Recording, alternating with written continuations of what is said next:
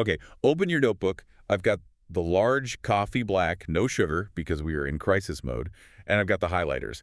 We have exactly one night to cram all of this into our brains before Professor Pravicera's final exam. Welcome to the Psychology Undergrad. Breathe. Just breathe. We are going to be fine. It feels like, a mountain of information, but it's really just a system. Yeah. Think of this less as a panic attack and more as a structured review session. We've got the syllabus, we've got the notes, and we have the exam must know terms sheet. I'm trying to channel that calm. I really am. But looking at this sheet, it's huge. It's like you took the entire dictionary, circled the most boring words and said, memorize this or fail. I mean, epistemology, operational definition, homostaticity. Wait, is that even on there? No, thankfully that one isn't on the list. Look, Yeah. it's not about memorizing definitions. That's the trap everyone falls into. If you just memorize, you'll blank out when you see a scenario question. We need to connect the dots. We need to understand the story of research methods. The story? Okay, I like stories. Stories I can remember. So our mission for this session is simple. We go through the must-know list, we define the terms, but we also translate them into actual human speak. No textbook jargon unless we, explain it first. Exactly. And we're going to look at this through the lens of everyday life. We'll use analogies, pop culture, and maybe even touch on how these things relate to bigger questions of, morality and belief. Because honestly, that's where the stuff actually gets interesting. Right, because as dry as research methods sounds, it's basically the rule book for figuring out why humans do the weird things we do. Yeah. It's the user manual for the human experience. Precisely. It is the rules of the game. If you want to play the game of science, you have to know the rules. Okay, let's start at the very beginning then. Part 1 on the sheet. How we know what we know. It starts with non-scientific ways of knowing. So, this is the stuff humans did for thousands of years before we had labs and white coats, right? Right. These are the shortcuts our brains use to make sense of the world. The first one on the list is tenacity. Tenacity. That sounds like a good quality, like grit. He's a tenacious worker. In life, sure, but in this context, it's actually a bit of a cognitive trap. Tenacity is believing something simply because it has always been believed. It's habit, it's superstition, it's the idea that resists change just because, we've always done it this way. Oh, I see, like the idea that opposites attract. Exactly. Or black cats are bad luck. Or, oh, here's a good one, the idea that you have to wait an hour after eating to swim or you'll get a cramp and drown. Wait, is the swimming thing not true? I still wait 30 minutes, just to be safe. And that's tenacity in action. There is basically zero data supporting the idea that recreational swimming after lunch causes fatal cramping. But we cling to it tenaciously because, well, that's just what we believe. It's comfortable. It requires zero mental effort to maintain. Okay, that makes sense. So tenacity is just habit. Got it. Next on the list is intuition. The gut feeling. This is when you believe something because it just feels right. It's the hunch. Like when you meet someone and immediately think, I don't trust this guy. Right. Or the stock trader who says they just feel the market is turning. Or a parent who senses their kid is in trouble. And here's the thing. Intuition isn't always wrong. Sometimes it's actually like highly processed pattern recognition happening below your conscious radar. So what's the problem with it then, from a scientific standpoint? The problem is it's purely subjective. I can't verify your gut feeling. I can't peer review your hunch. If your evidence is, I feel it in my bones, that's great for you, but it's not data. It's just a feeling. Science needs to be public and verifiable. You can't replicate a gut feeling. Okay, next one is authority. This is a big one. Huge. This is accepting something as fact because a respected source said so. Because I said so, the classic parenting move. It's efficient, right? We trust the Surgeon General or the FDA or our professors. I don't own an electron microscope, so I have to trust the physicist who tells me what an atom looks like. We outsource the verification to someone with credentials. Yeah, but the text makes a specific point here about the difference between authority in science and authority in religion. I thought that was interesting. It is a fascinating distinction. In a religious context, authority is often the ultimate proof. If it's written in the Bible or the Quran or the Torah, that settles the argument for the believer. The text is the authority and the text is truth. Right. Faith often requires submission to authority. Exactly. But in science, authority is just a starting point and often a shaky one. The source warns us that authority can be wrong. The FDA can make mistakes. Experts can be biased. Science demands we question authority, whereas faith often demands we submit to it. If Einstein says something, we don't just accept it, we test it. That's a really helpful distinction. Authority is a shortcut, not a destination. Okay, moving up the ladder of knowing. rationalism. Now we're using our brains. Rationalism is using logic and reasoning to find truth. This is the Socrates thing, The right? syllogism. Yeah. All men are mortal. Socrates is a man, therefore Socrates is mortal. It's airtight logic. If the first two parts, the premises, are true, the third part must be true. It is, provided the premises are true. But you can be logical and still be completely wrong about the real world if your starting point is off. Try this one. All birds can fly. Penguins are birds, therefore penguins can fly. The logic holds, but the conclusion is false because the first premise, all birds can fly, is just wrong. Exactly. Rationalism is garbage in, garbage out. You can sit in an armchair and logically deduce things all day, but unless you actually go outside and look at a penguin, you won't know the truth. And that brings us to the next one. Empiricism. Empiricism. That's the show me the money of knowledge. The I'll believe it when I see it. Pretty much. It's knowledge through direct sensory experience. I know fire is hot because I touched it. I know the sky is blue because I see it. So science is basically rationalism plus empiricism, logic plus observation. In a way, but it's organized. It's not just random looking and thinking. It's the scientific method. And the text uses a great analogy here. Science is a game. A game, like Monopoly. Think more like a sport, football or chess. A game is defined by its rules.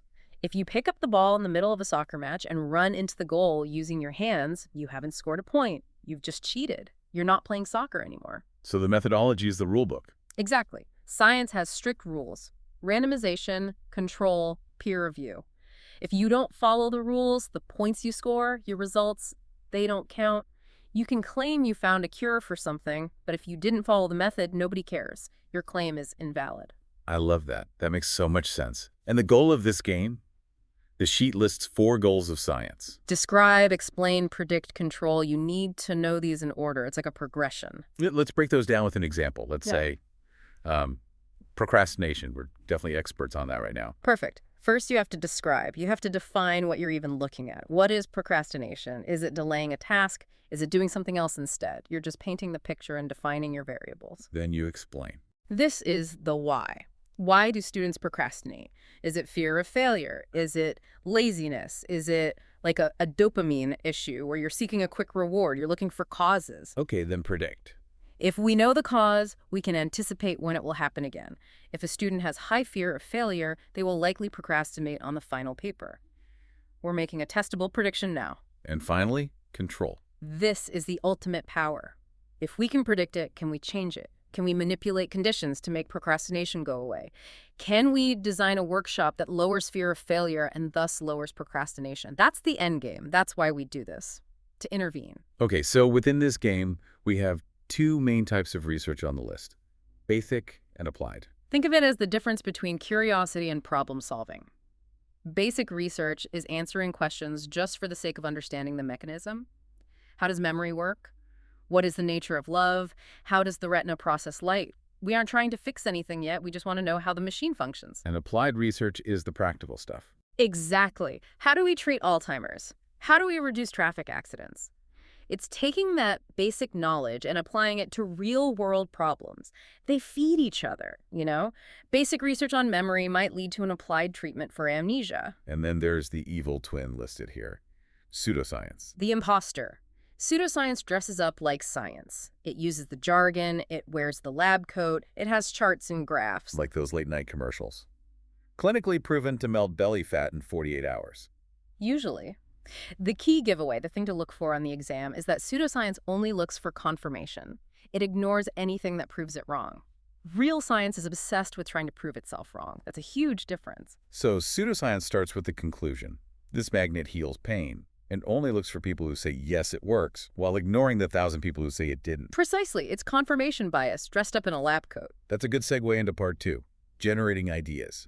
Because to do real science, you need an idea, and that starts with the battle between hypothesis and theory. I feel like people mix these up constantly. All the time. In casual conversation, people say, oh, I have a theory about why my roommate is so cranky. In science, that's not a theory, that's a hypothesis. So what's the difference technically? A hypothesis is a specific, testable prediction. It's a bet you place on a single outcome.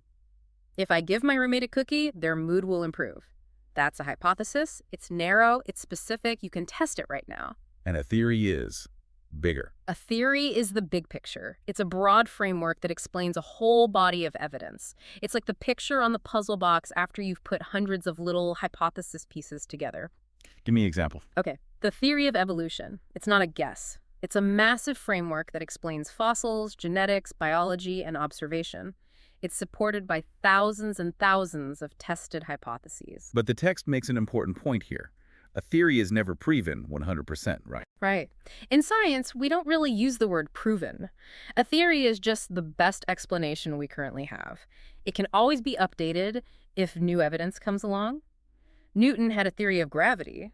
It was great.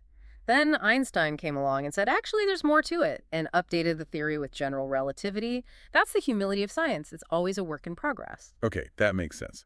Now, to build these theories, we use logic.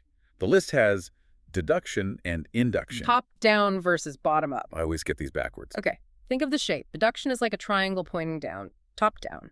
You start with a general theory at the top, and you deduce a specific prediction down at the bottom. Right, like the front row example from the book. Exactly. General theory. Students who sit in the front row are smarter.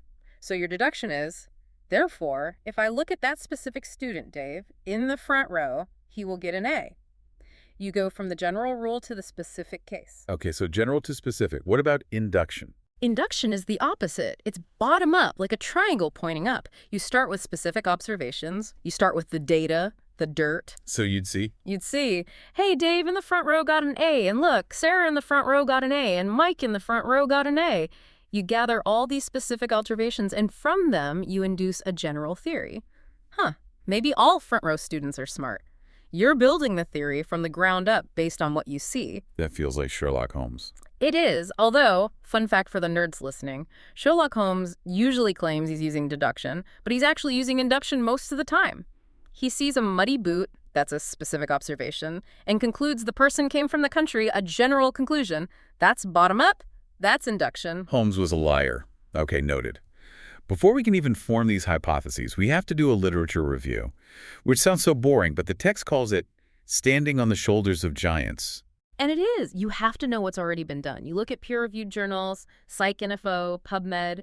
You don't want to waste 6 months running an experiment that someone else already disproved 10 years ago. It's about being part of a larger conversation. And there's a mnemonic here, the 3 C's of a review. Be comprehensive, be critical, and be clever. Don't just read the abstract and call it a day. Tear the study apart. Ask questions. Why did they use that sample? Was their logic sound? Is there a better way to test this? But there's a danger lurking in those journals. Publication bias. The file drawer problem.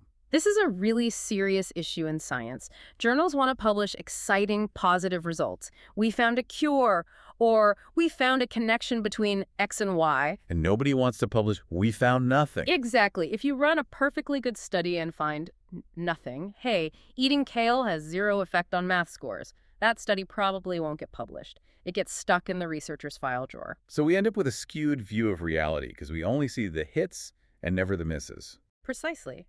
It makes effects seem stronger or more common than they really are because all the failures are invisible. It's a huge problem. Okay, let's get serious for a second.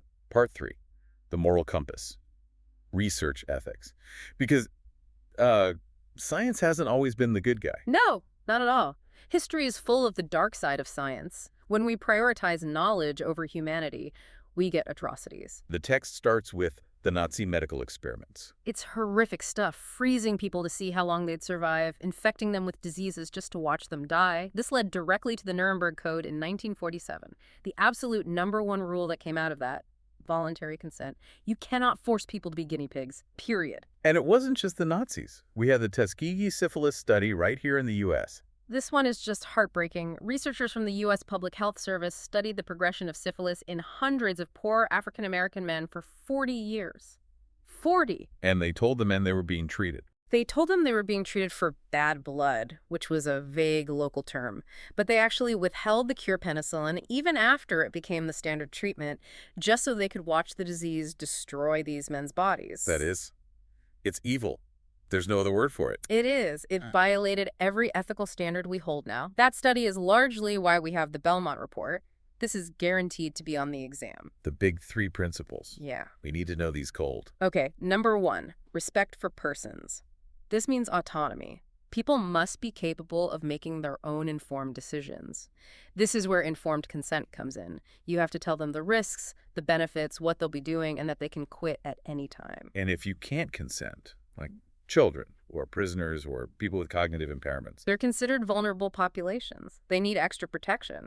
For a child, you need permission from a guardian, and you also need assent from the child, meaning they agree on their own level, even if they can't legally consent. okay. Number 2, beneficence. Do no harm. It's the Hippocratic oath for researchers. Maximize benefits, minimize risks. You always have to do a risk-benefit analysis. Is the knowledge we might gain worth the potential stress or harm we might put the participant through? And 3, justice. Fairness. This goes right back to Tuskegee. You can't just test on the poor or the vulnerable to find cures that will only benefit the rich. The burdens and benefits of research must be distributed fairly across society. Okay, let's unpack the specific terms on the sheet. Informed consent we got. What about deception? Can you lie to participants? Surprisingly, yes, but it's a very delicate line. Sometimes, if people know exactly what you're testing, they act differently. If I tell you, I'm testing how honest you are, you're suddenly going to be the most honest person in the world, so I might have to deceive you about the study's true purpose. But there are rules for that, right? Strict rules. You can only use deception if it's absolutely necessary for the study to work, and you must follow it with a debriefing. Debriefing. That's the coming clean moment. Right. After the study is over, you sit them down and say, okay, we're sorry we told you the building was on fire. We were actually testing your reaction time under stress. Here's why we had to do it that way. Here's what we hope to learn, and are you okay? You have to restore their trust and make sure they leave in the same state they came in. Then there's anonymity versus confidentiality. These are not the same thing. Crucial distinction for the exam. This trips people up. Anonymity means even the researcher doesn't know who the participant is. There are no names, no identifying information linked to the data. It's a double-blind data set, effectively. Confidentiality. Confidentiality means I know who you are, I have your name on a consent form, but I promise to keep your data secret and secure. Your name won't be in the final publication. It's locked away. Got it. Now, we can't talk ethics without talking about the bad boy studies, the ones that probably couldn't be done today. First up, Milgram. The obedience study. Stanley Milgram was haunted by the Holocaust. He wanted to know, how could ordinary people commit such atrocities? So he set up a fake shock machine. The participant, the teacher, thought they were giving increasingly powerful electric shocks to a learner in the other room every time they got a question wrong. And the shocks kept getting stronger, all the way up to a switch labeled danger, severe shock, and then just XXX. And the learner, who was an actor, would scream, complain about his heart condition, and eventually fall silent. But the experimenter in the white lab coat would just calmly say, the experiment requires that you continue. And the terrifying results. 65% of people went all the way to the maximum voltage, ordinary people. It showed that the power of authority can often override our own personal morality. It's a profound finding, but the stress it caused the participants, yelling at the experimenter, sweating, shaking, it was highly unethical by modern standards. Absolutely. Next, Zimbardo, the Stanford prison experiment. Oh, man. They assigned psychologically healthy college students to be either guards or prisoners in a mock prison in the basement of the psychology building. It was supposed to last 2 weeks. It lasted 6 days. Because the guards went full dictator. They became sadistic, they were verbally abusive, they made prisoners do humiliating things. The prisoners, in turn, had emotional breakdowns. Zimbardo had to shut it down early. The study showed how powerful social roles, the uniform you wear, can create evil behavior. It wasn't that they were bad apples, it was a bad barrel. And finally, the last one on this list, Robber's Cave. This one is actually a bit more hopeful in the end. Muzaffar Sharif took 2 groups of boys at a summer camp. He named them the Eagles and the Rattlers. He first built group cohesion, then he put them in competition against each other, and they grew to hate each other. Like true prejudice, they were raiding cabins, burning flags. Lord of the Flies style. Basically. But then he investigated how to fix it. He found that just bringing them together for a movie night didn't work. It just gave them another chance to fight. What worked was creating superordinate goals. What's that? Shared goals where they had to work together to succeed. The camp's water supply broke, and all the boys had to work together to fix it. A truck got stuck, and they all had to pull it out. So shared struggle creates unity. I like that. That's a powerful lesson. Okay, my brain needs a break from the heavy stuff. Part 4, measuring the invisible. This is the core challenge of psychology, right? In physics, you can measure mass or velocity. In psych, we are measuring feelings. We're trying to measure things you can't see or touch. We are measuring constructs: love, anxiety, hunger, intelligence. Yep. So the big question is, how do you measure hunger? You can't put a ruler next to it. You need a way to make it observable. You need an operational definition. Yeah. This is the recipe for measuring the construct. It's how you operationalize it. Exactly. A bad conceptual definition of hunger is feeling empty. That's subjective. I don't know what your empty feels like. A good operational definition is hours since last meal, or grams of food consumed in the last 24 hours, or even self-reported hunger on a scale of 1 to 10. It's concrete and measurable. This matters a lot. The prompt mentioned a moral link here. Think about defining morality. That's a great example. If I operationally define morality as frequency of church attendance, I'm going to get a very specific and probably very flawed set of data. I'm going to completely miss the atheist who volunteers at the soup kitchen every single day. So how we choose to define our variables fundamentally shapes the truth we find. Deep. Okay, we have our definition. Now we need a scale to measure it on. The acronym is NOIR. NOIR. Nominal, ordinal, interval, ratio. You have to know these. Let's break them down. Nominal is N for name. It's just categories. Gender, eye color, political party, Ferrari versus Ford. There is no order.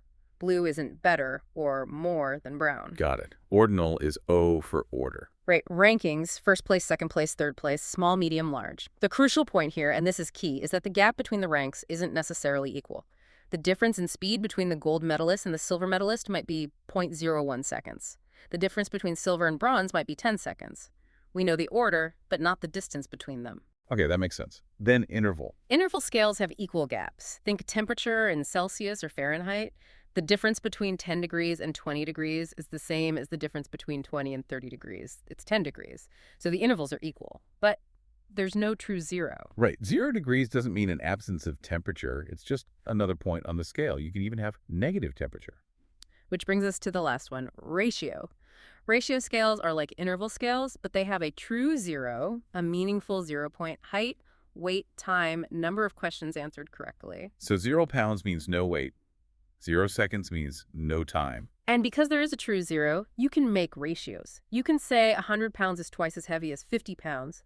You can't say 100 degrees Fahrenheit is twice as hot as 50 degrees Fahrenheit. That math doesn't work. That is the trickiest distinction, I think. Interval versus ratio. The key question is, does 0 mean none of the thing? If yes, it's ratio. You nailed it. Okay, next big concept pair, reliability versus validity. The bathroom scale analogy. This one is clutch. It's the classic for a reason. Reliability is consistency. If I step on my bathroom scale 5 times in a row and it says 150, 150, 150, 150, 150, that scale is highly reliable. It gives me the same result every time. Okay, so what's validity? Validity is accuracy. Does the scale reflect reality? If I actually weigh 150 pounds and the scale says 150, it is both reliable and valid. But what if I actually weigh 150 pounds and the scale consistently says 170, 170, 170? Well, that's reliable, but it's not valid. It's consistently wrong. Exactly. A broken clock is perfectly reliable. It shows the exact same time twice a day, but it's only valid for 2 minutes out of the entire day. For science, you need both. You need your measure to be consistent and accurate. The text mentions different types. Test, retest reliability. Are scores stable over time? If I give you an IQ test today and again in a month, the scores should be pretty similar. And inter-rater reliability. You two judges see the same thing. Think of Olympic diving. You want the judges' scores to be highly correlated. If one gives a 9.5 and another gives a 2.0, you have low inter-rater reliability. And for validity, there's construct validity, which is the big one. Are we actually measuring what we think we are?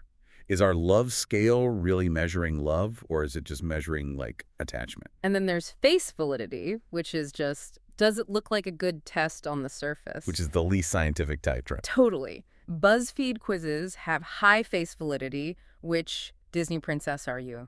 Looks like it's measuring that, but they have absolutely zero construct validity. Okay, part 5. We're getting there. Sampling and research design. The who and the how. Let's start with the who. Population versus sample. Population is everyone you want your results to apply to. The entire group you're interested in. All college students in the United States. All people with depression. Which is usually impossible to study. So you take a sample. The sample is the small subset of the population that you actually study. The 20 kids in my intro psych class, The 100 people who responded to my flyer. And ideally, you want a representative sample, one that actually looks like the population in terms of, age, gender, ethnicity, etc. But usually what we get in psychology is what's called a weird sample. This is a great acronym. Oh, I remember this. Western. Western, educated, industrialized, rich, and democratic. Most psychology research is done on American undergrads who need course credit. So the question is, does a finding from a study of 19-year-old Stanford students really apply to a 60-year-old farmer in Kenya? Maybe. Maybe not. That's a sampling bias, and it's a big limitation on the generalizability of our findings. Okay, now for the how, the designs. Non-experimental versus experimental. Non-experimental includes naturalistic observation, just watching people in the wild. Yep. Like Jane Goodall with the chimps. It has high external validity because it's real life, but you have very low control. You can't stop it from raining, and you can't ask the chimps to repeat that cool thing they just did. And it has some ethical issues, right? Privacy. For sure. Then you have surveys and correlational research. This is where you measure 2 or more variables and see how they relate. And this is where we get the golden rule of stats, tattooed on every researcher's brain. Correlation does not equal causation. Say it again for the people in the back. Just because 2 things move together doesn't mean one causes the other. The classic example. Ice cream sales are positively correlated with shark attacks. So does eating ice cream cause you to be attacked by a shark? No. There's a third variable causing both. Heat. In the summer, it's hot, so more people go swimming and more people eat ice cream. Okay, so to prove cause and effect, you need an experiment. The gold standard. The gold standard. And you need 3 pillars. The professor will definitely ask about these. Number 1 is manipulation. You have to actively change the independent variable. Number 2 is control. You need a control group that doesn't get the manipulation, and you have to keep everything else constant. And number 3, the most important one, is randomization. You must use random assignment to put people into your experimental and control groups. This helps ensure the groups are equal to begin with. And if you're missing one of those, especially random assignment, Then you have what's called a quasi-experiment. It looks like an experiment, but it's not quite there. For example, comparing men and women, you can't randomly assign someone to be man or woman, so any differences you find might be due to gender, or they might be due to something else you couldn't control for. got it. Even with a true experiment, there are threats. Internal validity versus external validity. This is a classic trade-off. It's like a seesaw. Internal validity is your confidence that the independent variable really caused the change in the dependent variable. It's high in a controlled lab setting where you can eliminate all other explanations. But the more controlled your lab is, the less it looks like the real world. Exactly. Which lowers your external validity, the degree to which your findings apply or generalize to the real world.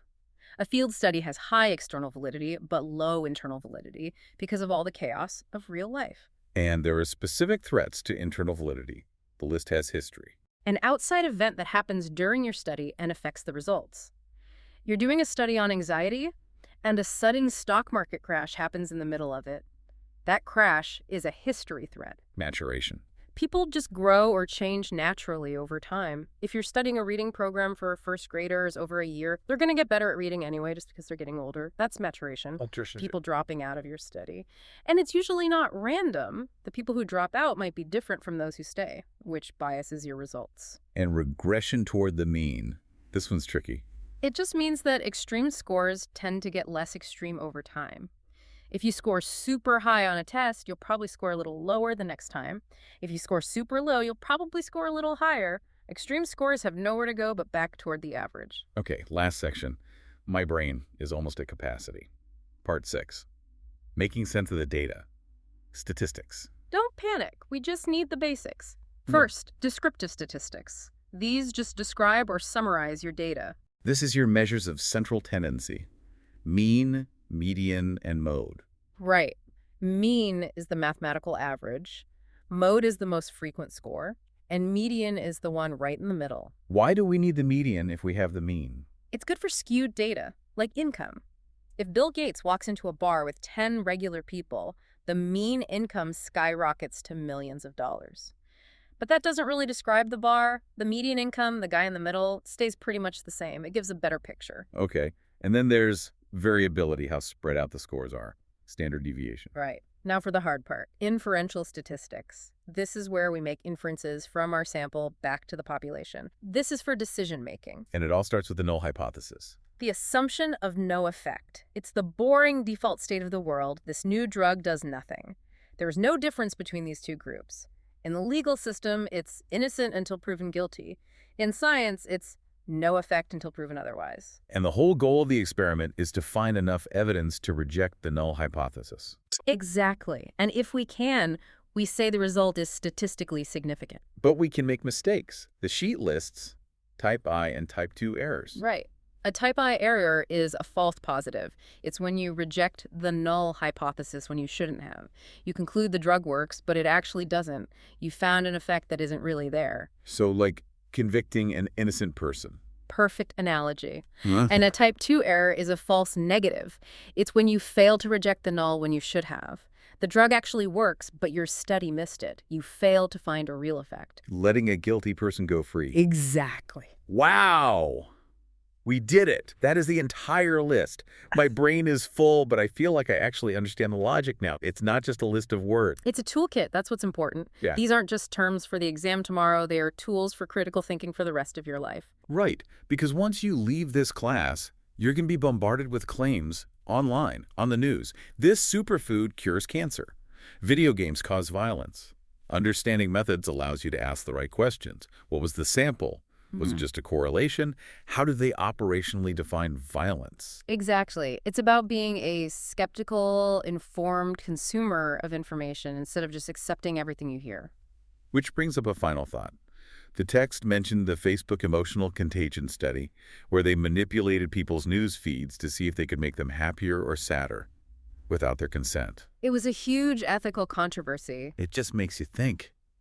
With social media and big data, we're all participants in massive unconsented experiments every single day. Every A/B test on a website, every algorithm change. Are we okay with that? That is a deep and troubling question, something to mull over after the exam. For sure. Okay, well, good luck on the exam. You're going to crush it. We're both going to crush it. See you there.